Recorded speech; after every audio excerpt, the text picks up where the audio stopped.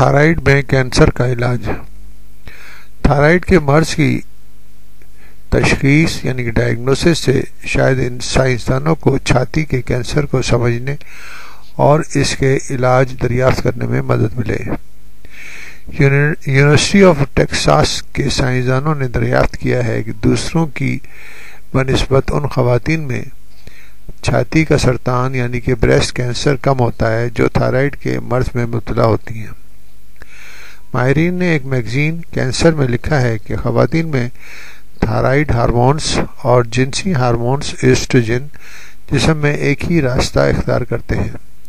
چھاتی کے کینسر یعنی کہ بریسٹ کینسر کے علاج کے لیے دوا ٹیموکسیفین اور ایسٹروجن کو روکتی ہے۔ ان کا خیال ہے کہ شاید تھائرائیڈ ہارمونز کو روکنا کینسر کے علاج میں زیادہ مؤثر ثابت ہو سکے۔ تھائرائیڈ گلینڈز گردن میں ہوتا ہے اور جسم میں میٹابولزم کو مناسب سطح پر رکھنے کے لیے ہارمونز پیدا کرتا ہے۔ جب یہ زیادہ متحرک ہو جائے یا سست پڑ جائے تو انسان بیمار ہو جاتا ہے۔ تھائرائیڈ ہارمونز کی چھاتی پر اثر انداز ہونے کے بارے میں سائنسدانوں میں مختلف آراء پائی جاتی ہے۔